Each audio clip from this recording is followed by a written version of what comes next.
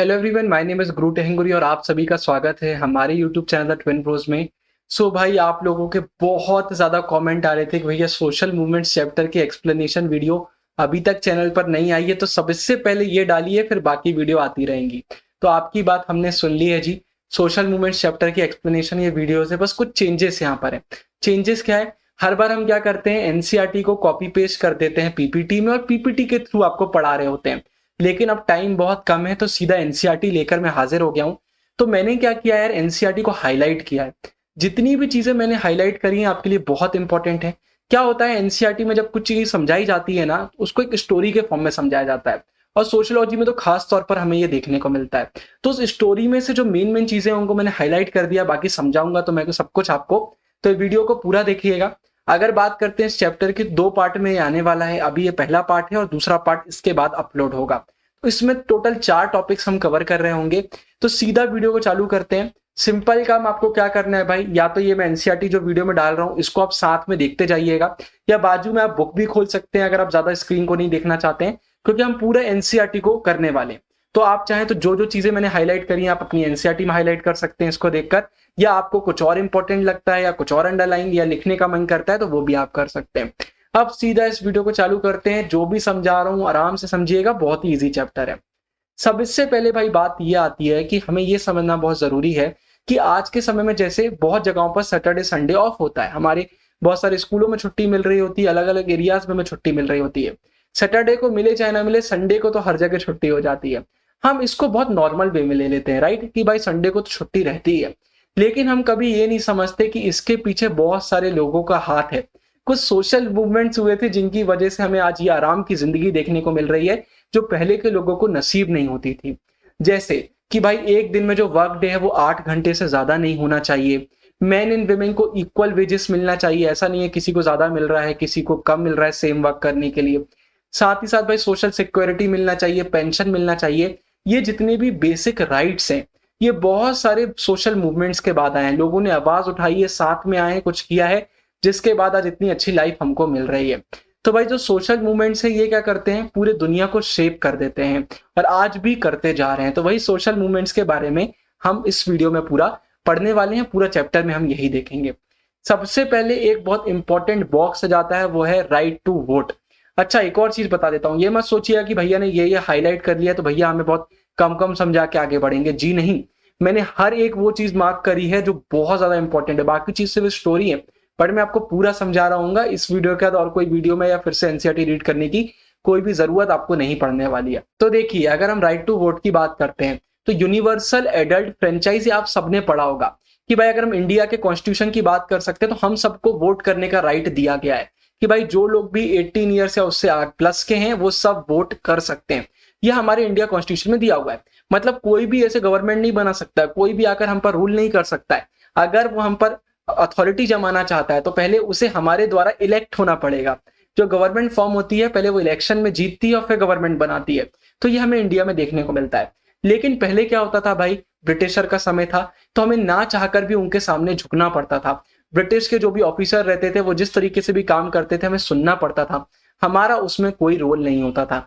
In fact अगर हम Britain की भी बात करते हैं ना, ब्रिटिशर जिन्हें हमें रूल किया, हम अगर उनकी कंट्री की बात करते हैं तो पहले वहां पर सबको वोट करना वहां पर भी अलाउ नहीं किया गया था। जैसे दिया हुआ है, in Britain not everyone was allowed to vote. Voting right ना बहुत लिमिटेड लोगों के पास थे। इसमें जैसे दिया हुआ है, voting rights were limited to property owning man. उन मेंस के पास रहता था जो प्रॉपर्टी ओन करते। तो ये ब्रिटेन में हमें ये देखने को मिलता था।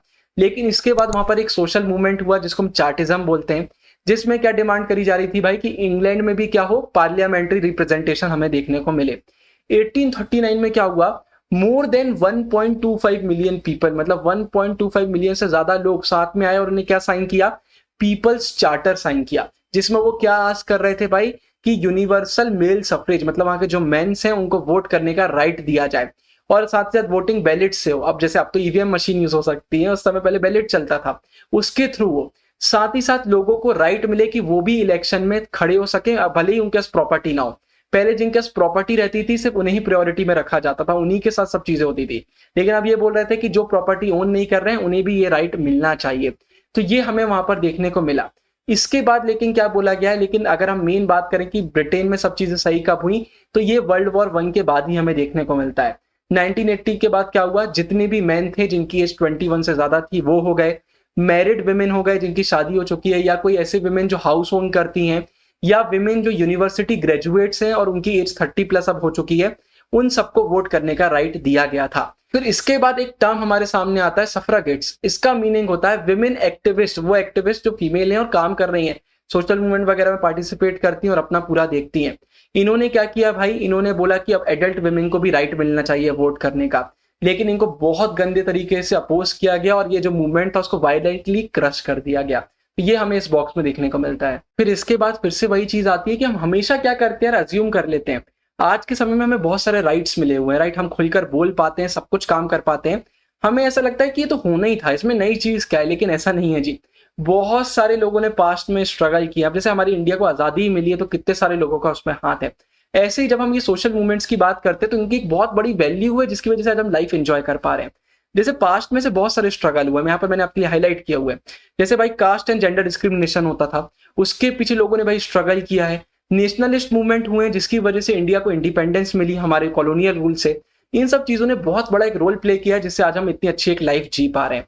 फिर यही नहीं, नेशनल मूवमेंट्स और भी जगहों में हुए हैं, दुनिया भर में चलते हैं। एशिया में, अफ्रीका में हुए, अमेरिका में हुए, जिसके बाद कॉलोनियल रूल का एंड हुआ, वो हमें देखने को मिलते हैं। उसके बाद यूनाइटेड स्टेट्स मतलब यूएसए में सिविल राइट्स मूवमेंट हमें देखने को मिले, क्योंकि वहां पर जो ब्लैक्स हैं उन्हें इक्वल राइट्स नहीं मिलते थे, ये हमें देखने को मिला। साउथ अफ्रीका में एंटी अपार्थीड, वहां पर भी बहुत ज्यादा रेसिज्म चलता था, उसके खिलाफ हमें स्ट्रगल देखने को मिले। तो ऐसी बहुत सारी चीजें हुई हैं, बहुत सारे स्ट्रगल हुए हैं, जिसके बाद आज जाके चीजें इतनी सही हुई है। हमारा ये इस टॉपिक में आता है। अब इसके बाद हम आ जाते हैं भाई 8.1 में, जहां पर हम बात करेंगे फीचर्स ऑफ सोशल मूवमेंट। अब देखिए यहाँ पर एक सामने एग्जांपल हमें एनसीईआरटी में दिया जिससे चीजें आपको क्लियर होंगी। एक बस ड्राइवर रहता है और वो क्या करता है, एक बच्चे के ऊपर से बस निकाल देता है। अब वहां के लोग क्या करेंगे भाई, वो प्रोटेस्ट करेंगे। हो सकता है वो पूरी बस को भी तोड़ दें, वहां पर जो ड्राइवर है उसको भी मारने लगेंगे, चीजें हमें देखने को मिलेंगी। लेकिन क्या इसको हम एक सोशल मूवमेंट बोल सकते हैं? जी नहीं, क्योंकि ये मूवमेंट वहीं पर हुआ और उस इंसिडेंट के बाद खत्म हो गया। ये लंबे समय तक नहीं चल रहा है, ये किसी एक कॉज के लिए नहीं है, वहां पर एक गलत चीज हो गई, उसके खिलाफ हुआ और खत्म हो गया। तो इसको हम सोशल मूवमेंट नहीं बोल सकते। अब सोशल मूवमेंट क्या होता है उसको समझते हैं। A social movement require sustained collective actions over time. मतलब एक कंसिस्टेंट वे में जब सब लोग मिलकर किसी एक पर्टिकुलर चीज के लिए एक्शन कर रहे हैं, उसके खिलाफ आवाज उठा रहे हैं या किसी एक चीज के लिए आवाज उठा रहे हैं, उसको हम एक सोशल मूवमेंट बोलते हैं। लंबे समय तक कलेक्टिव एक्शन होता है, किसी एक जन का, इतने से छोटे से कोई ग्रुप का ये नहीं होता है। Such action is often directed against the state. ये जो स्टेट है मतलब आप बोल सकते हैं गवर्नमेंट की बात करी जा रही है, या अगर आपके ऊपर कोई रूल कर रहा है उसकी बात करी जा रही है, उनके खिलाफ मोस्ट ऑफ द टाइम्स हमें देखने को मिलता है। और मेनली क्यों होता है भाई, डिमांड किया जा रहा होता है कि जितनी भी आपकी स्टेट पॉलिसी और प्रैक्टिस है उनमें चेंजेस आए, क्योंकि लोगों को प्रॉब्लम जब ही होती है ना, जब किसी चीज में एरर होता है, तो उसके खिलाफ ये चीजें करी जाती हैं। तो कोई भी ऐसी चीज जो स्पॉन्टेनियस है या फिर डिसऑर्गेनाइज्ड है, डिसऑर्गेनाइज्ड प्रोटेस्ट को हम कभी भी सोशल मूवमेंट नहीं बोल सकते। अब मैंने जो ब्लू कलर से हाईलाइट किया है ये है भाई हमारे फीचर्स। अब इनको समझते हैं। Collective action must be marked by some degree of organisation. ये जो लोगों का कलेक्टिव एक्शन हो रहा है इसमें कहीं ना कहीं हमें एक ऑर्गेनाइजेशन भी देखने को मिलना चाहिए। बस ऐसा ही नहीं है कि हो रहा है, ऑर्गेनाइज्ड वे में एक ऑर्गेनाइजेशन जैसा ये काम कर रहा होता है। मे इंक्लूड अ लीडरशिप, कई बार इसमें हमें लीडरशिप भी देखने को मिलती है। साथ ही साथ कुछ स्ट्रक्चर हमें देखने को मिलते हैं जो डिफाइन करते हैं कि जो मेंबर हैं वो एक दूसरे से कैसे रिलेट हैं, कैसे रिलेट कर रहे हैं, साथ ही साथ उनके डिसीजन कैसे हैं, क्या डिसीजन उनके हैं, उनकी सोच कैसी और कैसे इन चीजों को वो कैरी कर रहे हैं उनके। तो ये पूरी चीजें हमें देखने को मिलती है। मतलब जितने भी लोग सोशल मूवमेंट में पार्ट ले रहे हैं उनको पता है कि उनको क्या करना है, वो क्यों पार्ट ले रहे हैं, सारी चीजें यहाँ पर क्लियर होती है। साथ ही साथ भाई ऑब्जेक्टिव्स हो गए, आइडियोलॉजी हो गई, सबकी कॉमन होती है, लोग शेयर कर रहे होते हैं आपस में। ऐसा नहीं है कोई कुछ और दिमाग में सोच के आगे काम कर रहा है, यहाँ कोई और कुछ सोच के कर रहा है, ये हमें सेम देखने को मिलता है, शेयर्ड रहता है। उसके बाद भाई यहाँ पर दिया हुआ है way of approaching to bring about change. साथ ही साथ क्या होता है भाई, एक वे होता है अप्रोच करने का, उनको एक तरीका पता होता है कि कैसे इस मूवमेंट को वो कैरी फॉरवर्ड कर रहे होंगे, यह हमें देखने को मिलता है। लेकिन एक और इंपॉर्टेंट फीचर आता है जो बहुत इंपॉर्टेंट है कि फीचर कांस्टेंट नहीं होते हैं। मतलब ऐसा नहीं है कि सोशल मूवमेंट के कुछ फीचर बन गए तो बस वही फीचर रह जाएंगे। समय के साथ जब मूवमेंट आगे बढ़ता है, चीजें चेंज हो रही होती है, सिनेरियोस चेंज हो रहे होते हैं, तो उस हिसाब से इसका जो स्ट्रक्चर है सोशल मूवमेंट का वो भी चेंज होता है। तो एक इंपॉर्टेंट फीचर ये हमारे सामने निकल कर आता है। फिर इसके बाद दिया गया है कि भाई जो सोशल मूवमेंट रहते हैं उनका मेन एम यही रहता है कि पब्लिक इशू में वो भाई चेंजेस लेकर आ पाए। जैसे ट्राइबल पॉपुलेशन के लिए होता है कि भाई उनके राइट्स कहाँ हैं, अगर किसी को डिस्प्लेस किया जा रहा है, उसको कोई और जगह पर भेजा जा रहा है, उनके लिए फिर जो भी राइट्स होते हैं, कंपनसेशन होता है। मतलब ये कुछ एग्जांपल हैं कि कोई पब्लिक इशू के खिलाफ हम सोशल मूवमेंट कर रहे होते हैं, राइट, उसको सही करने के लिए हम कर रहे होते हैं। अब यहाँ पर दिया हुआ है कि भाई जो सोशल मूवमेंट होते हैं उनका काम क्या होता है, सोशल चेंज लेकर आना। भाई सोशल मूवमेंट हो रहा है, वो कोई सोशल चेंज लेकर आएंगे। लेकिन जो काउंटर मूवमेंट्स होते हैं ये अलग होते हैं। काउंटर मूवमेंट्स होते हैं डिफेंस में। किसके डिफेंस में? स्टेटस को। स्टेटस को मतलब होता है प्रेजेंट की सिचुएशन, प्रेजेंट में जो चीज चल रही है उसको स्टेटस को हम बोलते हैं। अब मैं आपको समझाता हूं। ये स्टेट है, कुछ काम कर रही है, इसके खिलाफ लोगों ने एक सोशल मूवमेंट किया। अब कुछ लोग होंगे जो इस चीज को पसंद करते होंगे, उनको नहीं चाहिए सोशल मूवमेंट हो, तो वो इस चीज के डिफेंस में खड़े हो जाएंगे। तो ये चीज है हमारी स्टेटस को, और ये जो चीज है इसको हम बोलते हैं काउंटर मूवमेंट। काउंटर मूवमेंट मतलब होता है कि भाई जो चीज है वो सही है, उसके डिफेंस में हम खड़े हैं, मतलब वो स्टेटस को के डिफेंस में खड़े होते हैं। आई होप आपको क्लियर हो गया होगा। कुछ एग्जांपल समझेंगे आपको और क्लियर होगा। जैसे कि राजा राम मोहन रॉय का नाम आप सबने सुना, इन्हें सती के खिलाफ आवाज उठाई थी। इनने भाई एक बहुत इंपॉर्टेंट चीज फॉर्म करी थी, आप सबको मैंने पहले वाले चैप्टर में पढ़ाया है, ब्राह्मो समाज इनने फॉर्म किया था। लेकिन क्या हुआ, कुछ लोग सती को फेवर करते थे, तो इसके अगेंस्ट में उनने क्या बना लिया, धर्म सभा बना ली। और साथ ही साथ उन्हें पेटिशन साइन किया ब्रिटिशरों के उसमें कि भाई आप कभी भी सती के खिलाफ कोई रूल नहीं बनाएंगे कि भाई सती गलत है या ऐसा कुछ, आपको हमारे फेवर में डिसीजन लेना चाहिए। तो इसको हम बोलते हैं काउंटर मूवमेंट्स। और भी एग्जांपल आते हैं। अगर हम गर्ल्स के एजुकेशन की बात करते हैं तो बहुत लोगों को ये चीज नहीं पसंद, तो उन्हें इसके खिलाफ भी आवाज उठा दी कि नहीं भाई उनको एजुकेशन नहीं मिलना चाहिए, और अपने उनके जो तर्क थे वो सामने रखने लगे। काउंटर इनने किया इस चीज को। विडो रीमैरिज हो जाता है। लोअर कास्ट जब चिल्ड्रन स्कूल में जाते हैं तो बहुत सारे अपर कास्ट वालों ने क्या किया, उस समय के सो कॉल्ड अपर कास्ट वालों ने अपने बच्चों को स्कूल से निकाल दिया। ये चीजें हमें देखने को मिलती है। मतलब लोग, कई जन, जरूरी नहीं है कि कोई चीज गलत है तो सबको वो गलत लग रही होगी। कुछ लोगों की मानसिकता इतनी गिरी होती है कि उनको वो चीज सही लग रही होती है, क्योंकि उनके पीछे उसमें प्रॉफिट छुपे होते हैं, उनको अपने प्रॉफिट दिख रहे होते हैं। ब्रिटिशर तो गलत काम करते थे बहुत ज्यादा, उनका प्रॉफिट होता था, तो उनको वो चीज क्यों गलत लगेगी। और कुछ लोगों का तो ब्रेन ही वॉश कर दिया जाता है, और कुछ लोगों का दिमाग ही नहीं चल रहा होता। बहुत सारे फैक्टर अलग अलग हमें देखने को मिलते हैं।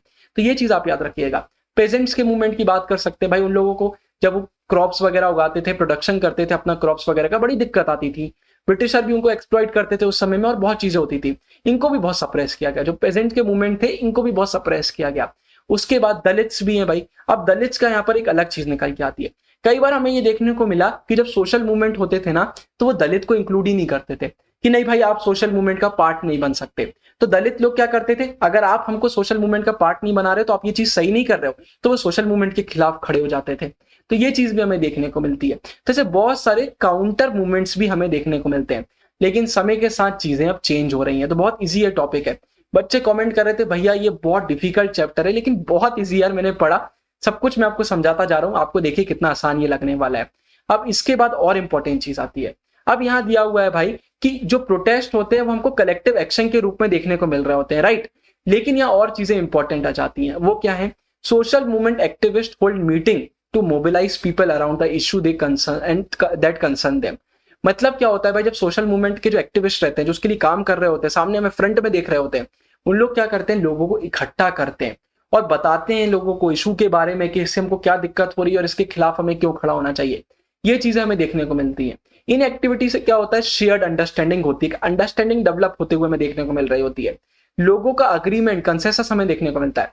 मतलब ऐसा नहीं है कि सोशल मूवमेंट हो रहा है तो लोग अलग अलग विचारधाराएं रखें, मतलब कि उसके लेवल पर सबका अलग काम चल रहा है कि अरे मैं तो इसलिए सोशल मूवमेंट को ज्वाइन किया और मुझे तो पता ही नहीं है कि बाकी लोगों का क्या लेना देना है इसमें। ऐसा नहीं होता है, सबको पता होता है कि भाई उनका एजेंडा क्या है, क्या रीजन है जिसकी वजह से सोशल मूवमेंट हो रहा है। उनमें एक अंडरस्टैंडिंग डेवलप हो रही होती है, और इसमें बहुत बड़ा रोल एक्टिविस्ट लोगों का हमें देखने को मिलता है। साथ ही लॉबिंग विद गवर्नमेंट। लॉबिंग मतलब होता है सामने वाले को इन्फ्लुएंस करना, कराना, उसको अपने उसमें लेकर आना, है ना, कि भाई हम चीज सही कर रहे हैं, हमें आपका इसमें सपोर्ट गेन करना है। तो गवर्नमेंट हो गया, मीडिया हो गया, या और कोई important makers of public opinion, कोई और ऐसे लोग जो पब्लिक ओपिनियन फॉर्म करने में मदद करते हैं, उनका एक इन्फ्लुएंस है सोसाइटी में, उनको अपनी तरफ लिया जाता है सोशल मूवमेंट में। ये एक इंपॉर्टेंट चीज होती है।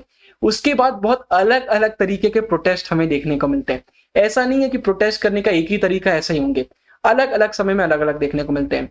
भाई टॉर्च लाइट का हमने देखा है, टॉर्च लाइट से प्रोटेस्ट किया जाता है, ब्लैक क्लॉथ से किया जाता है, ब्लैक क्लॉथ पहन लेते हैं लोग। Street theatres, songs, poetry, Gandhi ji के और नोवेल वेज हमें देखने को मिलते हैं, अहिंसा के, सत्याग्रह के। उनने फिर यहाँ पर चरखा का यूज किया था कि भाई फ्रीडम मूवमेंट में, ये सब हमने पढ़ा हुआ है। तो मतलब हर किसी के सोशल मूवमेंट करने के तरीके अलग अलग हमें देखने को मिलते हैं। पिकेटिंग, इसका मतलब क्या होता है भाई कि जहां पर भी इंसिडेंट हुआ है उसके बाहर खड़े होकर डेमोन्स्ट्रेशन करते हैं, ये चीजें हमें देखने को मिलती हैं। उसके बाद defying of the colonial ban on producing salt, ये सब हमने पढ़ा हुआ है, गांधी जी ने भी आवाज उठाई थी बहुत सारी चीजों में। तो ये पूरा आता है, मतलब करने के तरीके भी अलग अलग होते हैं। सोशल एक्टिविस्ट का एक बड़ा रोल होता है, एक अंडरस्टैंडिंग डेवलप करना पड़ता है। इसके बाद जो ये बॉक्स आता है इसको आप एक बार खुद से पढ़ लीजिएगा, इसमें कुछ भी ऐसा नहीं है जो एक्सप्लेन किया जाए। इसके बाद ये बॉक्स इंपॉर्टेंट नहीं है, इसमें एक आर्टिकल टाइप का आप बोल सकते हैं कि स्टोरी टाइप का दिया हुआ है, इनसे क्वेश्चन वगैरह नहीं बनते ना। हम हमारे अगले टॉपिक में आते हैं जो है distinguishing social change and social movements, कि भाई इनमें डिफरेंस कैसे अब हम निकाल सकते हैं। सो देखिए, हम स्टार्टिंग से ही अगर बात कर लेते हैं ना, तो जो हमारा सोशियोलॉजी का डिसिप्लिन है इसका बहुत ज्यादा इंटरेस्ट रहा है सोशल मूवमेंट्स में। अब उसको हम देखते हैं। सबसे पहले फ्रेंच रिवॉल्यूशन की हम बात करते हैं ना, तो इसके अंदर बहुत सारे हमें मूवमेंट्स देखने को मिले थे जिनका मेन टारगेट क्या था। सबसे पहले जो मोनार्की है, जो राजा लोगों का रूल है उसको हटाया जाए और लिबर्टी, इक्वालिटी और फ्रेटर्निटी वहां पर एस्टेब्लिश करी जाए। अगर हम ब्रिटेन की बात करते हैं तो जो इंडस्ट्रियल रिवॉल्यूशन हुआ था उसके बाद बहुत ज्यादा हमें प्रॉब्लम देखने को मिल रही थी। सोशल अपहीवल हमें देखने को मिल रहा था। अपहीवल का मतलब आप ये समझ सकते हैं एक बड़े लेवल पर ऐसा चेंज जिसकी वजह से लोगों में बहुत ज्यादा टेंशन डेवलप हो रहा था। तो एक सोशल टेंशन आप बोल सकते हैं हमें देखने को मिल रही थी। इसके बाद देखिए, अगर हम पुअर लेबर्स की बात करते हैं, आर्टिसंस की बात करते हैं, इन्होंने भी क्या किया था भाई, कंट्री साइड छोड़ दिया था, सिटीज में जा रहे थे वर्क ढूंढने के लिए। वहां जाएंगे, कमाई करेंगे, लाइवलीहुड के लिए पूरा अपना काम कर रहे थे। लेकिन वहां पर जो लिविंग कंडीशन थी वो बहुत वाहियात लिविंग कंडीशन थी, मतलब इंसानों के लायक ही नहीं थी। उसके खिलाफ इनने आवाज उठाई। ठीक है, तो ये हमें प्रोटेस्ट देखने को मिलते हैं। उसके बाद इंग्लैंड में फूड राइट्स हमें देखने को मिलते हैं जिनको गवर्नमेंट बिल्कुल सप्रेस करती थी कि अरे अरे इसको बढ़ावा ही नहीं देना है, क्योंकि गवर्नमेंट का फिर सामने फेस हो जाता था कि भाई गवर्नमेंट कर क्या रही है। ये चीजें हमें देखने को मिली। और साथ ही साथ इसके बाद क्या होता है भाई, देखिए लोगों की लाइफ बर्बाद करी जा रही है इसलिए वो सोशल मूवमेंट कर रहे हैं।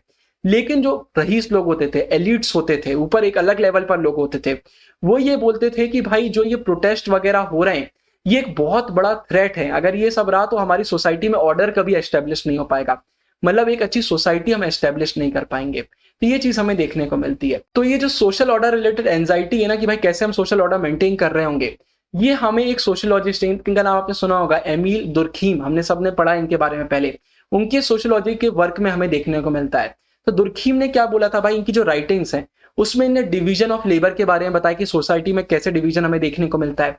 रिलीजियस लाइफ के फॉर्म्स के बारे में इनने बात करी है, इवन सोसाइटी की इनने बात करी हुई है। तो इनके जरिए ना ये अपना पॉइंट ऑफ व्यू बता रहे हैं कि जो सोशल स्ट्रक्चर है, सोशल स्ट्रक्चर का मतलब होता है कि सोसाइटी कैसे एक प्रकार से चल रही है, कैसे वहां लोग रह रहे हैं, क्या काम कर रहे हैं, कैसे उनको डिवाइड किया गया है, किसको क्या राइट्स हैं क्या नहीं, मतलब पूरा सोशल स्ट्रक्चर आप बोल सकते हैं। तो इनने बताया है कि कैसे एक सोशल स्ट्रक्चर, सोशल इंटीग्रेशन मतलब सोसाइटी को जोड़कर रखता है। अलग अलग लोगों को अलग अलग काम दिया गया। जैसे हमने पढ़ा है कि इंडियन हिस्ट्री में भी चीजें पहले डिवाइड रहती थी जैसे सोसाइटी स्मूथ वे में रन कर सके, बाद में हालांकि लोगों ने मीनिंग बहुत चेंज कर दी है। ऐसे ही हमें यहाँ देखने को मिलता है। तो ये याद रखिएगा, इंपॉर्टेंट है। तो पहले के समय में क्या होता था, सोशल मूवमेंट को देखा जाता था कि ऐसे फोर्सेस हैं जो डिसऑर्डर की तरफ हमको ले जा रहे हैं, मतलब इनको सही नहीं समझा जाता था। इसके बाद भाई कार्ल मार्क्स आप सबको पता है, तो बहुत सारे लोग हैं जो स्कॉलर्स हैं जो इनसे इन्फ्लुएंस होते थे, राइट। तो उनका भाई कलेक्टिव एक्शन पर ना एक अलग ही व्यू है कि जो ये वायलेंट, मतलब कलेक्टिव एक्शन तो बहुत सारे होते हैं, लोग मिलकर काम कर रहे होते हैं, लेकिन कई बार ये वायलेंट हो जाता है, मारा पीटी पर उतर आते हैं, वायलेंस हमें देखने को मिलता है। तो उसमें भी स्कॉलर्स के अलग व्यू थे जिनको कार्ल मार्क्स ने इन्फ्लुएंस किया हुआ था। तो यहाँ पर एक हिस्टोरियन की बात करी जा रही है, ईपी थॉमसन। इनने कहा था भाई, इनने बताया था कि जो क्राउड हो गया, मॉब हो गया, मतलब हमारी भीड़ हो गई, ये जो है ना ये कोई एनार्किक हुलीगन्स नहीं है। इसका मतलब क्या होता है, लॉलेस आप बोल दीजिए लोगों का झुंड। कोई लॉलेस ऐसा झुंड नहीं है कि लोग आ गए हैं बस वायलेंस फैलाने के लिए, ऐसा बिल्कुल नहीं है। ये नहीं है कि उन लोग आ रहे हैं सोसाइटी को डिस्ट्रॉय करना चाहते हैं, जी नहीं। उनकी भी एक मोरल इकोनॉमी होती है। मतलब कुल मिला के सिंपल वर्ड्स में अगर हम बोलें तो अगर कोई वायलेंट भी हो रहा है तो उसके पीछे रीजन है कि उसको एक्सप्लॉइट किया गया है। भाई जैसे कि अगर कोई ऐसा है जो आप बोल दीजिए गरीब फैमिली से, या इंडिया की अगर बात कर लेते हैं, कास्ट सिस्टम ने उसको परेशान करके रखा हुआ है, तो क्यों नहीं वो वायलेंस करेगा जब उसके साथ इतना बेकार हो रहा होगा, ऐसा इनका कहना है। जैसे इन यहाँ पर दिया हुआ है, their research showed that poor people in urban areas had good reasons for protesting. इनका good reason थे प्रोटेस्ट करने के। They often resorted to public protest because they had no other way of expressing their anger and resentment against deprivation. मतलब कुल मिला के urban areas में जो पुअर पीपल थे उनके साथ जो इतनी चीज अत्याचार वगैरह हो रहे थे, उनको एक अच्छी लाइफ नहीं मिल रही थी, उनका रीजन थे प्रोटेस्ट करने के। तो अब वो कैसे खुद को एक्सप्रेस करें, तो यही गुस्सा करके, ये प्रोटेस्ट करके वो अपने आप को एक्सप्रेस करते थे, लोगों को बताते थे कि हमें कैसे हमारे साथ गलत किया जा रहा है। तो ये चीज हमें देखने को मिलती है। अब इसके बाद बहुत इंपॉर्टेंट चीज आती है थ्योरीज ऑफ सोशल मूवमेंट्स। अब कुछ थ्योरीज के बारे में हम पढ़ रहे होंगे। According to the theory of related deprivation, याद रखिएगा नाम, theory of relative deprivation, social conflict arises when a social group feels that it is worse off than others around it. जब कोई ऐसे सोशल ग्रुप को लगता है कि वो बाकी सोशल ग्रुप से वर्स है, तो यहां पर फिर हमें ये कॉन्फ्लिक्ट देखने को मिलते हैं, यहां पर कॉन्फ्लिक्ट्स अराइज होते हैं। याद रखिएगा ये थ्योरी मेनली किस पर एम्फेसाइज करती है, साइकोलॉजिकल फैक्टर पर करती है, कि साइकोलॉजिकल फैक्टर का बहुत बड़ा रोल होता है। कि भाई जब साइकोलॉजिकल वे में कुछ हो रहा होता है, लोगों को गुस्सा आ रहा होता है, रिसेंटमेंट हमें देखने को मिलता है, तो इस वजह से सोशल मूवमेंट्स होते हैं। लेकिन जो ये थ्योरी है ना यार, इसका भी हमें एक लिमिटेशंस देखने को मिल जाता है। वो क्या है उसको अच्छे समझिएगा। माना डेप्रीवेशन मतलब हानि बोल सकते हैं हिंदी में, कि भाई देखिए हानि एक नेसेसरी कंडीशन है कलेक्टिव एक्शन होने के लिए। कि भाई अगर आप कलेक्टिव एक्शन करना चाहते हैं तो जब लोग डिप्राइव होंगे तो वही लोग आके कलेक्टिव एक्शन करेंगे। लेकिन ये रीजन सफिशियंट नहीं है। मतलब इंपॉर्टेंट तो है, नेसेसरी तो है, लेकिन सफिशियंट नहीं है। सिंपल बात इतनी है, सिर्फ दुनिया में कितने लोग हैं जिनको ऐसा लगता है कि वो डिप्राइव हो रहे हैं, कितने लोगों को लगता है उनके साथ हानि हो रही है। लेकिन क्या सब आप सोशल मूवमेंट करने लग जाएंगे? ऐसा नहीं है ना जी, कि अगर आपको लग रहा है कि आपके साथ कोई चीज गलत हो गई तो एक सोशल मूवमेंट होना चाहिए। बहुत सारे फैक्टर होते हैं जो डिसाइड करते हैं सोशल मूवमेंट होगा कि नहीं होगा, जो ऊपर हमने फीचर्स अभी पढ़े। तो इसका एक लिमिटेशन हमें देखने को मिल जाता है। लेकिन फिर इसके बाद एक और बहुत इंपॉर्टेंट चीज हो जाती है, वो ये है भाई कि देखिए अगर आप चाहते हैं कि भाई लोग साथ में आए, एक सब चीज सही से कर रहे हो, लंबे समय तक हो रहा हो, ऑर्गेनाइज्ड वे में हो रहा हो, तो लोगों के ग्रीवेंसेस भी आपको समझने पड़ेंगे, चीजें डिस्कस आपको करना पड़ेंगी। ये नहीं है कि बस सोशल मूवमेंट ऐसे ही हो गया। आपको एक आखिरी में एक ऐसी सिचुएशन पर पहुंचना पड़ेगा जहां पर लोग आइडियोलॉजी शेयर कर रहे हैं, एक स्ट्रेटेजी फॉर्म कर रहे हैं। ये चीज बहुत इंपॉर्टेंट है। फिर इसके बाद एक और बहुत इंपॉर्टेंट चीज आती है कि देखिए there is no automatic casual relationship between relative deprivation and collective action. मतलब ऐसा नहीं है कि भाई कोई डिप्राइव हो रहा है तो एक कलेक्टिव एक्शन के बीच में अपने आप एक बॉन्ड बन जाएगा, एक रिलेशनशिप बन जाएगा। जी नहीं, और भी ऐसे फैक्टर होते हैं जो इंपॉर्टेंट होते हैं, जैसे कि लीडरशिप हो गया, ऑर्गेनाइजेशन हो गया, ये भी इक्वली इंपॉर्टेंट है। अगर ये फैक्टर नहीं है तो एक प्रॉब्लम हो सकता है। इसके बाद अब भाई मेंकर ओल्सन्स की एक बुक है the logic of collective action. यहां पर इनने आर्ग्यू किया कि भाई अगर हम किसी भी सोशल मूवमेंट की बात करते हैं ना, तो यहां पर लॉजिकल जो लोग हैं उनका एक सम है। किस चीज का सम है? जो लॉजिकल लोग हैं उनका जो सेल्फ इंटरेस्ट है जिसको वो पाना चाह रहे हैं, इसका एक टोटल सम है। मतलब कुल मिला के कोई भी अगर सोशल मूवमेंट में पार्टिसिपेट कर रहा है तो उसके पीछे उसका खुद का इंटरेस्ट है, बिना इंटरेस्ट कोई भी नहीं आएगा। मतलब अगर कोई इंटरेस्टेड है सोशल मूवमेंट ज्वाइन करने में तो उसका इंटरेस्ट है, तो सबका इंटरेस्ट होता है, वो जुड़ जाता है, उसका एक एग्रीगेट बन जाता है और उसको फिर हम एक सोशल मूवमेंट का नाम दे देते हैं। इनका मेनली यही कहना है भाई ओल्सन थ्योरी का कि किस नोशन पर बेस्ड है, रेशनल होना चाहिए, यूटिलिटी होना चाहिए, मैक्सिमाइजिंग इंडिविजुअल, कि एक इंडिविजुअल कैसे अपने सेल्फ इंटरेस्ट को मैक्सिमाइज कर सकता है, अपने जो भी उसके प्लेजर्स आप बोल सकते हैं उसको कैसे मैक्सिमाइज कर सकता है एक सोशल मूवमेंट के थ्रू। ये चीज हमें देखने को मिल जाती है इसमें।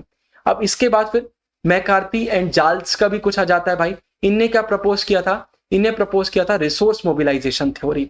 इनने ओल्सन की जो भी चीजें थी उनको रिजेक्ट कर दिया था। उनने बोला था ऐसा नहीं है भाई कि लोग सेल्फ इंटरेस्ट के लिए काम कर रहे हैं। इनने क्या आर्ग्यू किया था? इनने बोला था कि social movement success depends on its ability to mobilise resources और मीन्स ऑफ डिफरेंट सॉर्ट्स। मतलब इनका कहना है कि अगर एक सोशल मूवमेंट सक्सेसफुल हो रहा है या नहीं हो रहा है तो इसके पीछे रीजन है कि वो कितनी रिसोर्सेस को इकट्ठा कर पा रहे हैं, कितने डिफरेंट चीजें जो लगती हैं उनको इकट्ठा कर पा रहे हैं, जिन चीजों से आप सोशल मूवमेंट को और प्रमोट कर सकते हैं, स्टार्ट कर सकते हैं।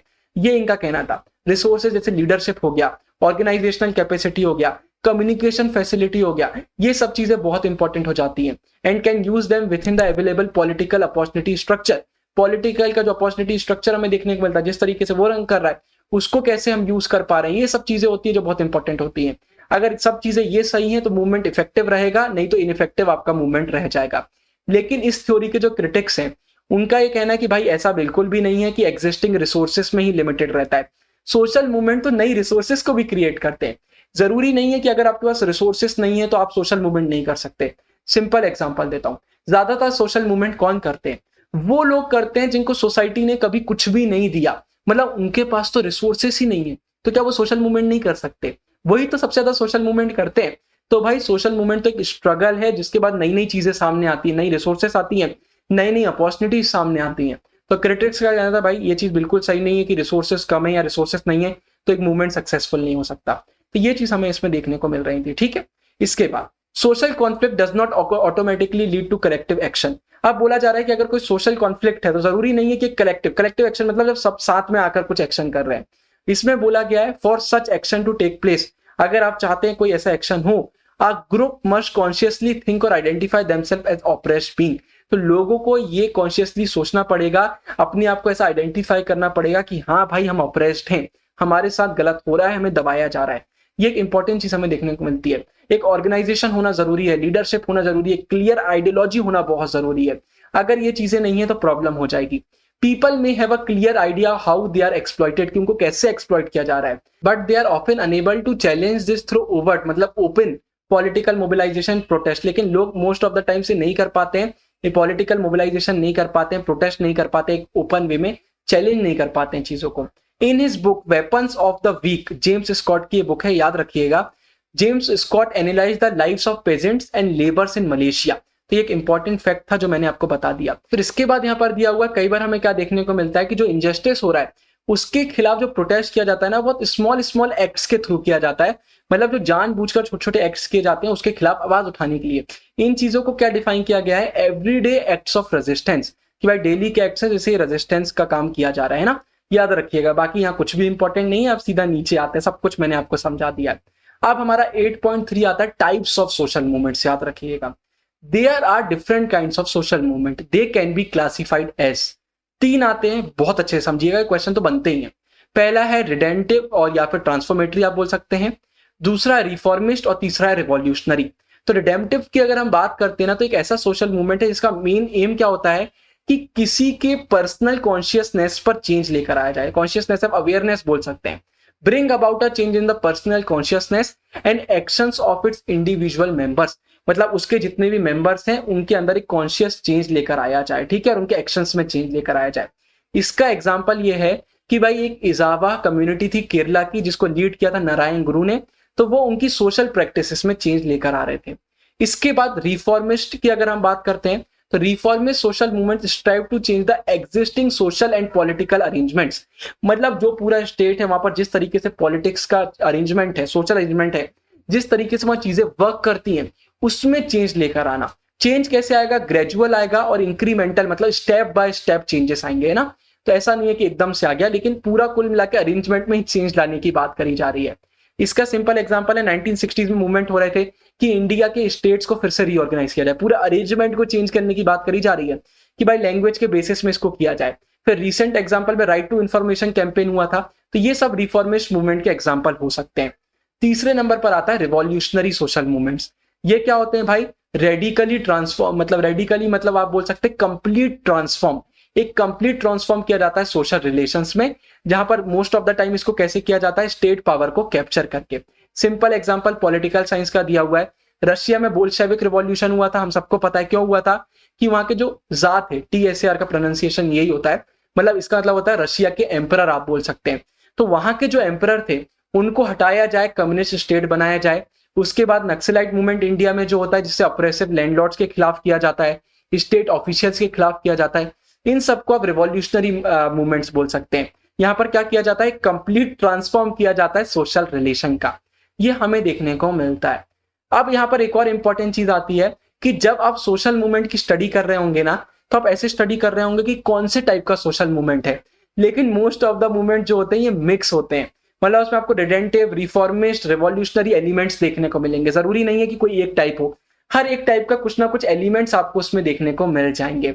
और कई बार ये भी होगा कि सोशल मूवमेंट समय के साथ चेंज हो रहे होंगे, पहले ये थे फिर ये हो जाएंगे फिर ये हो जाएंगे, तो वो अपने हिसाब से चेंज भी होते हैं, उस समय जैसे भी सिनेरियोस बन जाते हैं उस हिसाब से सोशल मूवमेंट भी चेंज हो जाते हैं। ये चीजें हमें देखने को मिलती हैं। इसके बाद सोशल साइंटिस्ट जो हैं, जब उन्हें स्टडी किया सोशल मूवमेंट के लाइफ साइकिल को, तो उन्हें क्या बोला, ये एक मूव है, किसकी तरफ ये मूव है, सोशल मूवमेंट ऑर्गेनाइजेशंस की तरफ, मतलब सोशल मूवमेंट के ऑर्गेनाइजेशंस फॉर्म हो रहे हैं उसकी तरफ एक ये मूव है, ये इन्हें सोशल साइंटिस्ट ने बोला था।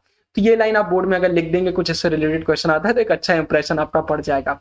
उसके बाद भाई एक और इंपॉर्टेंट चीज आती है, अब एक सोशल मूवमेंट हुआ, उसको लोग किस तरीके से देख रहे हैं, किस तरीके से उसको परसीव कर रहे हैं, किस तरीके से उसको क्लासीफाई कर रहे हैं, बहुत ज्यादा डिपेंड करता है कि इसको आप कैसे इंटरप्रेट कर रहे हैं। बहुत इंपॉर्टेंट लाइन है, अब इसको आपको एग्जांपल से समझाते हैं। अगर आप हिस्ट्री के स्टूडेंट है तो आपने 1857 में जो म्यूटिनी हुई थी, रिबेलियन हुआ था ब्रिटिश कॉलोनियल रूलर्स के खिलाफ, आपने पढ़ा होगा। तो इंडिया के लिए वो क्या था भाई, इंडिया ने बोला था फर्स्ट वॉर ऑफ इंडिपेंडेंस है हमारे लिए, लेकिन ब्रिटिशरों के लिए वो क्या था, वो रेबेलियन था कि इन लोग हमारे खिलाफ रिबेल कर रहे हैं। तो आप अंतर देख रहे हैं, एक सोशल मूवमेंट को लोग अलग अलग तरीके से भी इंटरप्रेट कर सकते हैं।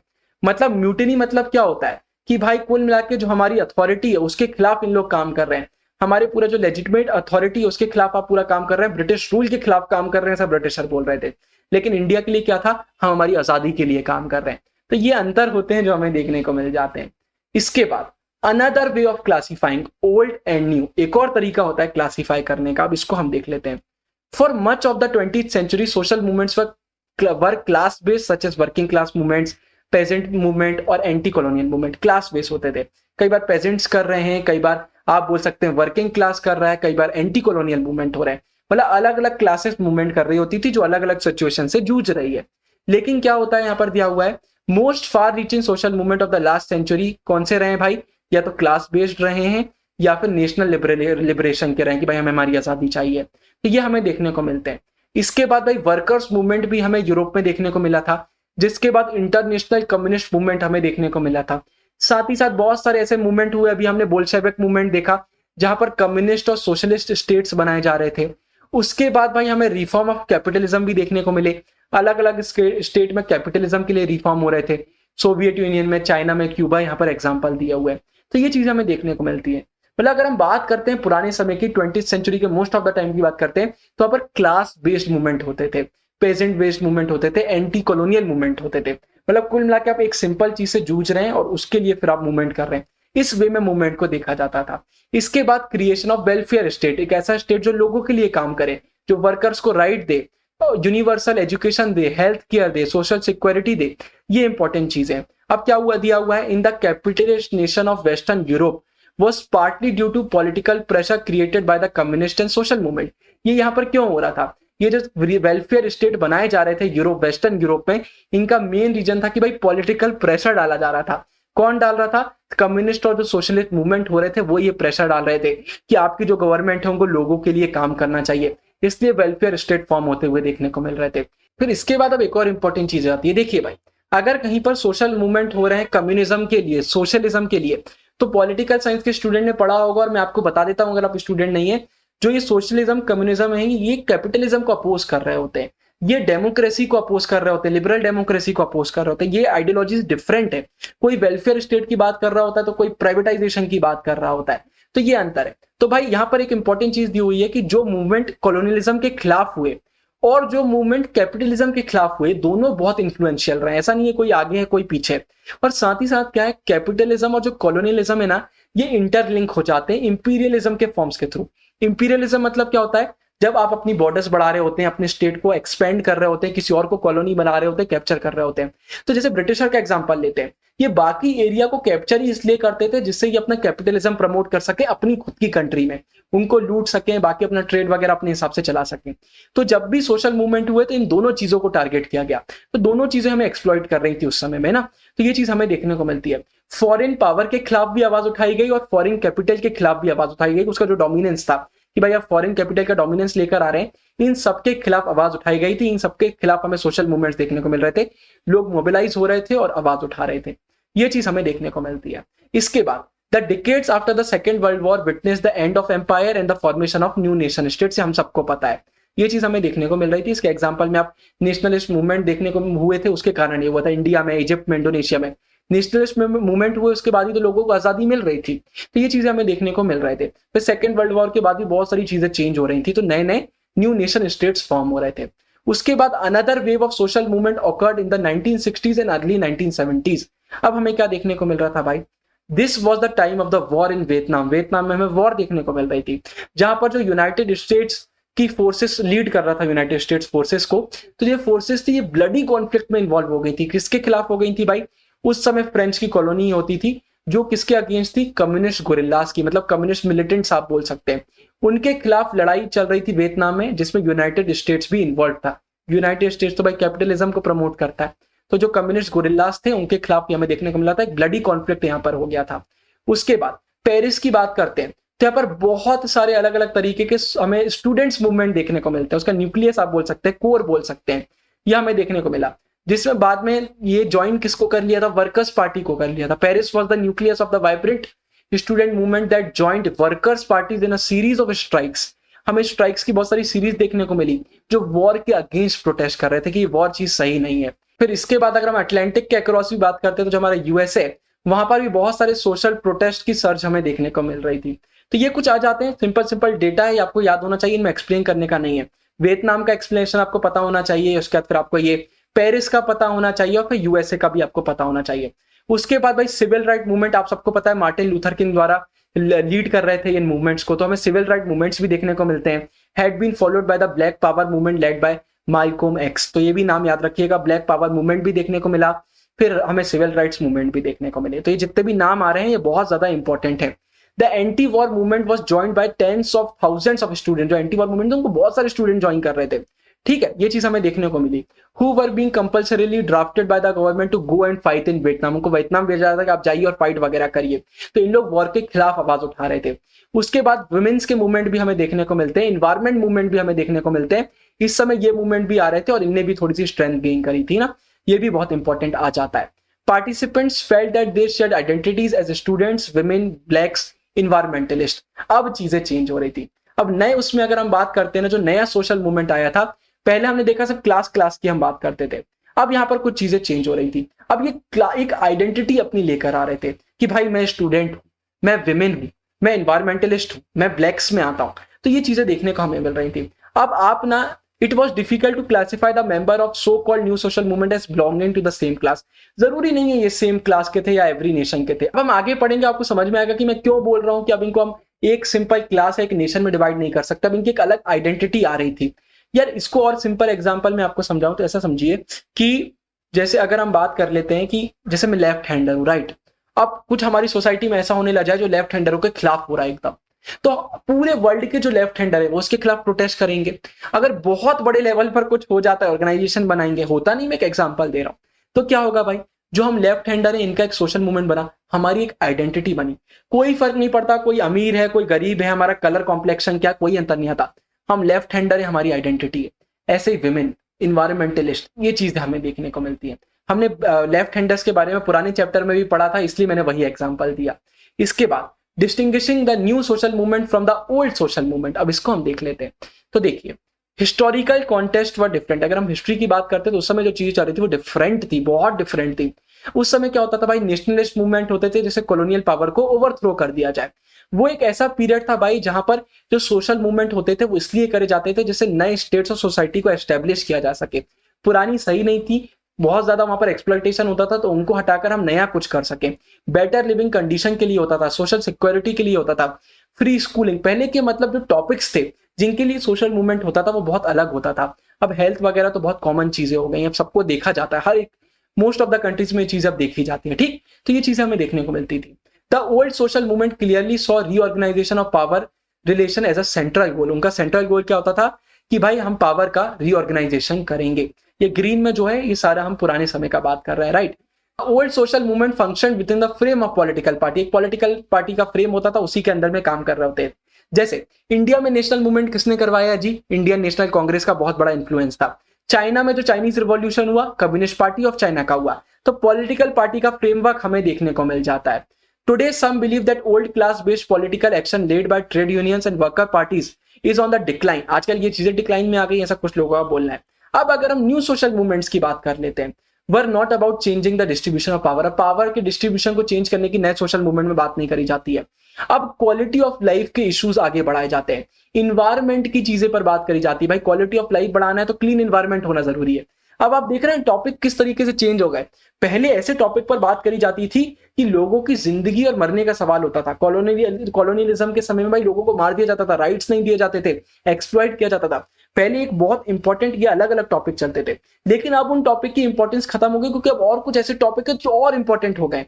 अब वो कलेक्टिविटी एक आने लगी है भाई, जैसे इन्वायरमेंट, इन्वायरमेंट कोई एक कंट्री की प्रॉब्लम नहीं है, बहुत सारी कंट्री की प्रॉब्लम है। अभी ओजोन लेयर का अगर डिप्लीशन हो रहा है तो किसी एक कंट्री की प्रॉब्लम नहीं है, सबकी प्रॉब्लम है। तो कुल मिला के अब इंपॉर्टेंस चेंज हो गई, अब कोई और चीज ज्यादा इंपॉर्टेंट हो गई है। तो ये चीजें हमें देखने को मिलती है। अब जैसे in the old social movements the role of political party was central, ठीक है। इसके बाद यहाँ पर रजनी कोठारी की बात करी जा रही है, जो पॉलिटिकल साइंटिस्ट है। इनने बताया 1970 में जो सोशल मूवमेंट हो रहा था कि लोग जो पार्लियामेंट्री डेमोक्रेसी उससे सेटिस्फाइड नहीं है। इनका कहना है भाई कि जो गवर्नमेंट होता है उसको एलिट्स लोग कैप्चर करे हुए हैं, अपने हिसाब से काम कर रहे होते हैं। इलेक्टोरल जो रिप्रेजेंटेटिव है अब वो इतना इफेक्टिव वे में काम नहीं करता है, जो गरीब लोग हैं उनकी आवाज कोई भी नहीं सुनता है। तो इनका कहना है जब यहाँ पर लोग खुश नहीं रहते तो लोग क्या करते हैं, सोशल मूवमेंट को ज्वाइन करते हैं या फिर नॉन पार्टी पॉलिटिकल फॉर्मेशन करते हैं। मतलब पॉलिटिक्स में नहीं आएंगे, बाहर अलग ग्रुप्स बनाते हैं और अंदर का जो लोग हैं, मतलब गवर्नमेंट के जो लोग हैं, उनके खिलाफ प्रेशर बनाते हैं। आपने सुना होगा प्रेशर मूवमेंट्स के बारे में भी। तो क्या करते हैं, स्टेट को बाहर से, आउटसाइड से प्रेशराइज करते हैं कि भाई आप हमारे लिए काम करो। तो ये चीजें हमें देखने को मिलने लगी हैं कि अब चीजें चेंज हो रही हैं। अब इन्वायरमेंटलिस्ट ग्रुप फॉर्म होते हैं, ट्रेड यूनियंस फॉर्म होती है, विमेंस के ग्रुप फॉर्म होते हैं, ट्राइबल एक्टिविस्ट हमें देखने को मिलते हैं। तो ये लोग क्या करते हैं, आवाज उठाते हैं और बताते हैं गवर्नमेंट को कि आपको सही से कैसे काम करना है, अपने लोगों को जोड़ते हैं जिससे इनकी आवाज गवर्नमेंट तक पहुंच सके। फिर इसके बाद इसमें एक इंटरेस्टिंग चीज दी हुई कि अगर आप इंडिया में अलग अलग सोशल चेंज के डायमेंशन देखोगे, कैसे हमारे यहाँ चेंजेस हमें देखने को मिल रहे हैं, तो आप ग्लोबलाइजेशन के बारे में भी जरूर देखेंगे। ग्लोबलाइजेशन कैसे लोगों की जिंदगी चेंज कर रहा है, रीशेप कर रहा है, चाहे इंडस्ट्री हो, एग्रीकल्चर हो, कल्चर हो या मीडिया हो। ये चीजें हमें देखने को मिलती हैं। एक और इंटरेस्टिंग चीज अब आ रही है कि भाई जो फर्म्स अब बनती हैं वो ट्रांसनेशनल होती हैं। ऐसा नहीं है कि कोई एक ही स्टेट उसको बना रहा है, पूरे वर्ल्ड के अलग अलग एरिया से लोग उसको ज्वाइन कर रहे होते हैं। फिर अग्रीमेंट्स भी होते हैं बहुत सारे, कई बार हमें देखने को मिलता है लीगल अग्रीमेंट साइन किए जाते हैं जो इंटरनेशनल लोगों को साथ में लेकर आते हैं। तो कोई भी अगर WTO का मेंबर है तो भाई उसको रेगुलेशन जो है उनको देखना पड़ेगा, फॉलो करना पड़ेगा, ठीक है। इसका एक और इंपॉर्टेंट चीज, आप हेल्थ की बात कर लीजिए, इन्वायरमेंट की बात कर लीजिए, न्यूक्लियर वॉरफेयर की बात कर लीजिए, ये सब ग्लोबल है नेचर में, कोई एक पर्टिकुलर एरिया के नहीं है। मतलब चीजें थोड़ी थोड़ी चेंज हो रही है क्योंकि पूरा वर्ल्ड कहीं ना कहीं इंटीग्रेट होता जा रहा है, राइट। इसके बाद not surprisingly therefore many of the new social movements are international in scope। बहुत कॉमन चीज हम सबको पता है। The old and new social movement are working together in new alliances। ऐसा नहीं है कि अब ओल्ड और न्यू का कोई तालमेल ही नहीं बचा हुआ है। जैसे अगर हम वर्ल्ड सोशल फोरम की बात करते हैं, पॉलिटिकल साइंस पढ़ते हैं, ये भी पढ़ा होगा, इनमें न्यू अलायंसेस हैं जहां पर ये दोनों चीजें मिलकर काम करती हैं, ठीक है। जैसे यहाँ पर ये क्या अवेयरनेस फैला रहे हैं कि भाई ग्लोबलाइजेशन के क्या नेगेटिव एस्पेक्ट्स हैं, उनके खिलाफ भी आवाज उठा रहे हैं। तो ये चीजें हमें देखने को ग्लोबलाइजेशन के उसमें सोशल मूवमेंट फोरम का देखने को मिल जाता है कि भाई वर्ल्ड सोशल फोरम है। तो ओल्ड में कुछ अंतर था, न्यू में अंतर है, लेकिन दोनों कई जगहों पर साथ में भी काम कर रहे हैं। ओल्ड का मेन यही है कि उस समय की बहुत अलग चीज इंपॉर्टेंट होती थी, आजादी होती थी, एक्सप्लॉयटेशन से बचना होता था, ये चीजों पर फोकस किया जाता था। अब यह है कि थोड़ा सा ज्यादा लोग जुड़ रहे हैं। पहले मेनली क्लास बेस होता था, अब आइडेंटिटी बेस हो रहा है कि कुछ चेंज हो गया। मतलब ऐसा नहीं है कि आप इस कास्ट के, अगर इंडिया की बात कर रहे हैं तो आप सोशल मूवमेंट कर रहे हैं, आप इस स्टेट के हैं तो कर रहे हैं, नहीं। अब ऐसा है कि भाई अगर एक आइडेंटिटी आपकी, अगर आप विमेन है, आप मैन है, तो आप अपने सोशल मूवमेंट कर रहे हैं, तो ज्यादा लोग इसमें ज्वाइन होते हैं। और अब एक नेशन के उसमें नहीं है, अब ये ग्लोबल एक अफेयर होता जा रहा है। तो एक इंपॉर्टेंट चीज हमारे सामने आ जाती है। फिर can we apply the distinction between the old and new social movements in the Indian context. अब इंडियन कॉन्टेक्स्ट की हम बात कर लेते हैं। India has experience the whole array of social movements, बहुत तरीके हमें देखने को मिले, विमेन का हो, पेजेंट्स का हो, दलित्स का हो, आदिवासी का हो, बहुत सारे देखने को मिले। अब गेल ओमवेद की अगर हम बात करते हैं, इनकी बुक है री इन्वेंटिंग रिवॉल्यूशन। ये किस चीज को पॉइंट करता है भाई, सोशल इनइक्वालिटी को और अनइक्वल डिस्ट्रीब्यूशन ऑफ रिसोर्सेज को। इनका कहना है ये बहुत इंपॉर्टेंट एलिमेंट्स हैं जो आज के समय में मूवमेंट हो रहे हैं। सोशल इनइक्वालिटी हमें देखने को मिलती है, जो रिसोर्सेज है वो इक्वली डिस्ट्रीब्यूट नहीं करी गई हैं, ये हमें देखने को मिलती है। अगर हम फार्मर्स की बात करते हैं, पेजेंट्स की बात करते हैं, तो ये क्या है भाई, इनका कहना है कि जो इनकी प्रोड्यूस है उनकी बेटर प्राइजेस इनको मिले, इनकी सब्सिडीज रिमूव ना करी जाए, इसके लिए आवाज उठाते हैं। दलित लेबर्स की अगर हम बात करते हैं तो उन्हें कलेक्टिवली आवाज उठाई है कि उनको एक्सप्लॉइट ना किया जाए जो अपर क्लास के लैंड ओनर्स हैं उनके द्वारा। तो ये चीजें हमें देखने को मिलती है। डिस्क्रिमिनेशन है, विमेन ने आवाज उठाई है, उनके खिलाफ डिस्क्रिमिनेशन नहीं होना चाहिए। तो अभी भी मतलब अगर हम बोलें एक बहुत बड़ा फैक्टर जिसके कारण सोशल मूवमेंट होते हैं, या कोई भी अगर बड़े लेवल पर या छोटे लेवल पर मूवमेंट होते हैं, तो वो है कि रिसोर्सेस बहुत ही अनइक्वली डिस्ट्रीब्यूटेड है, कोई बहुत अमीर है तो बहुत गरीब है, और सोशल इनइक्वालिटी हमें देखने को मिल जाती है, सबको इक्वली ट्रीट नहीं किया जाता है। At the same time, these new social movement are not just about old issues of economic inequality। अब पहले जैसा नहीं है कि सिर्फ इकोनॉमिक इनइक्वालिटी की हम बात कर रहे हैं, अब चीजें चेंज हो गई हैं। Not they are organised along class lines alone. अब ऐसा नहीं है कि सिर्फ क्लास लाइन्स के बेसिस पर इनको ऑर्गेनाइज किया जा रहा है। Identity politics, cultural anxieties and aspiration are essential elements in creating social movement. भाई आपकी पॉलिटिक्स की क्या आइडेंटिटी है, आपको कल्चरल बेसिस में कोई प्रॉब्लम तो नहीं हो रही, उसकी कोई एंजाइटी तो नहीं, आपकी एस्पिरेशन क्या है, क्या चाहते हैं आपकी, ये भी अब इंपॉर्टेंट एलिमेंट्स हो गए हैं जो सोशल मूवमेंट को क्रिएट करवाते हैं, और अलग अलग वे में हमें देखने को मिलते हैं, occur in ways that are different to trace to class based inequality. Often the social movements unite participant across class boundaries. ऐसा नहीं है कि एक ही क्लास के लोग ज्वाइन कर रहे हैं, अलग अलग लोग ज्वाइन कर रहे होते हैं। जैसे अगर हम विमेन मूवमेंट की बात करते हैं तो ऐसा नहीं है कि अपर क्लास की विमेन ही उसको ज्वाइन कर रही होती है, मिडिल क्लास की फेमिनिस्ट हो गई, पुअर पेजेंट्स हो गई विमेन, वो तक ज्वाइन कर रही होती हैं। तो अलग अलग लोग ज्वाइन कर रहे होते हैं, अर्बन के भी करते हैं, रूरल के भी करते हैं। अगर हम रीजनल मूवमेंट की बात करते हैं, जैसे कोई रीजन है वो बोल रहे हैं हमको एक अलग स्टेट फॉर्म करना है इंडिया में, तो वो जो लोग हैं वो सेम क्लास आइडेंटिटी शेयर नहीं करते हैं, लेकिन फिर भी साथ आते हैं क्योंकि उनको अपनी एक स्टेट की डिमांड करना, उनकी कुछ एस्पिरेशन है, तो सब साथ में आते हैं, जितने भेदभाव है उनको भूल कर। तो ये चीजें हमें देखने को मिलती है। चिपको मूवमेंट का एग्जाम्पल दिया हुआ है, वो और इन चीजों को और अच्छे समझाएगा कि अब कैसे चीजें थोड़ी थोड़ी चेंज हो रही हैं, तो उसको अब हम पढ़ लेते हैं। तो देखिए, अगर हम आज के समय की बात करते हैं तो आजकल डेवलपमेंट पर बहुत ज्यादा एक जोर डाला जाता है, राइट। डेवलपमेंट की हम बात कर रहे होते हैं, लेकिन कुछ प्रॉब्लम है जो बहुत इंपॉर्टेंट है। वो क्या है भाई, अगर हम नेचुरल रिसोर्सेज की बात करते हैं तो उन पर कोई ये देख नहीं रहा है कि उनको कहीं हम एक्सप्लॉइट तो नहीं कर रहे हैं। भाई ये सब चीज अनलिमिटेड नहीं है हमारे पास, लेकिन आज की दुनिया इन चीजों को एक्सप्लॉइट करती जा रही है। जैसा कि यहाँ पर क्लियरली दिया हुआ है, हम नेचुरल रिसोर्सेज का यूज तो करते हैं, लेकिन कभी ये नहीं देखते हम कितना कर रहे हैं। फिर जैसे जैसे डेवलपमेंट होता है और ज्यादा नेचुरल रिसोर्सेज की हमें यूज होती है, वो चीज पहले से डिप्लीटेड है, हम उसको और डिप्लीट करने में लग जाते हैं। और इतना नहीं, आजकल क्या बोला जाता है कि डेवलपमेंट सबको देखकर किया जा रहा है। डेवलपमेंट अगर हम कर रहे हैं तो इससे सबको बेनिफिट होगा, और इस चक्कर में हम कुछ लोगों को एक्सप्लॉइट कर रहे होते हैं। जैसे कि अगर जब हम बड़े बड़े डैम्स बना रहे होते हैं तो लोगों को वहां से डिस्प्लेस करना होता है, उनके घर से, उनका जो लाइवलीहुड का सोर्स है उससे हमको उनको हटाना पड़ता है। इंडस्ट्रीज जब बनती हैं तो भाई वो एग्रीकल्चरिस्ट को डिस्प्लेस कर रही होती हैं, और इंडस्ट्रियल पोल्यूशन जो होता है, जो फैक्ट्रीज में पोल्यूशन होता है, उसको तो हम छोड़ ही दो, वो तो अपने आप में एक अलग कहानी है। मतलब कुल मिला के आजकल बहुत प्रॉब्लम हो रही है। तो इकोलॉजिकल मूवमेंट भी अब हमें देखने को मिलते हैं और ये इंपॉर्टेंट भी हो गए। तो ये हम पूरा देखते हैं, किसके थ्रू हम देखेंगे भाई, चिपको मूवमेंट, आप सबको पता होगा, इसको पढ़ दे रहा हूं, इंपॉर्टेंट है, याद रखिएगा, ये क्वेश्चन भी आते हैं। The Chipko movement, an example of a ecological movement in the Himalaya foothills, is a good example of such intermingled interest ideology. या इंटरेस्ट भी था और आइडियोलॉजीज भी थी। According to Ramachandra Guha in his book Unquiet Woods, ठीक है, इनकी बुक है अनक्वाइट वुड्स, याद रखिएगा। यहां पर इन्होंने क्या बोला, जो विलेजर्स थे उन्हें रैली करी। किस लिए रैली करी भाई, कि उनका जो ओक हो गया और रोडोडेंड्रॉन फॉरेस्ट हो गया उनके विलेजेस को जो पास हैं, उनको बचाने के लिए गवर्नमेंट ने कॉन्ट्रैक्ट साइन करवा दिया था। लोग आ रहे थे, मतलब जिनसे कॉन्ट्रैक्ट साइन किया था वो आ रहे थे, ट्रीज को कट कर रहे थे। जो विलेजर्स थे लार्ज नंबर में, इसमें विमेन भी इंक्लूडेड है, विमेन का बहुत बड़ा इसमें रोल रहा है, इनने आगे स्टेप बढ़ाया और ये क्या करते थे, ट्रीज को हग कर लेते थे और बोलते हैं भाई अगर ट्रीज काटना है तो आपको हमको भी काटना पड़ेगा, जो नहीं होता है। तो कुल मिला के एक का बहुत अच्छा तरीका था जिससे इस चीज को रोक सकते हैं। तो ये हमें देखने को मिलने वाला था, ठीक है, देखने को मिला, मतलब यहाँ पर चिपको मूवमेंट में। उसके बाद हमें क्या देखने को मिला कि सिर्फ ये नहीं है कि उनको ट्रीज को बचाना है, एक और चीज ये थी कि भाई जो वहां के लोग थे वो फायरवुड के लिए, फॉडर के लिए और डेली नेसेसिटीज के लिए यूज करते थे उस फॉरेस्ट का, मतलब उनका भी उसमें लाइवलीहुड था, उनका भी उसमें कुछ प्रॉफिट था।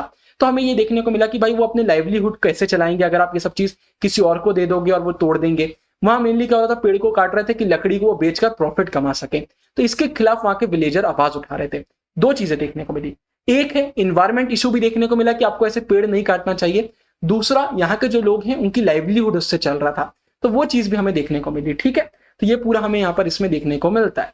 Along with this issue of social inequalities, मतलब जो village versus a government that represented commercial capital interest, यहाँ पर हमें दो लोगों की फाइट देखने को मिल रही है। चिपको मूवमेंट ने इकोलॉजिकल सस्टेनेबिलिटी के लिए भी आवाज उठाई थी, तो ये चीज हमें देखने को मिली।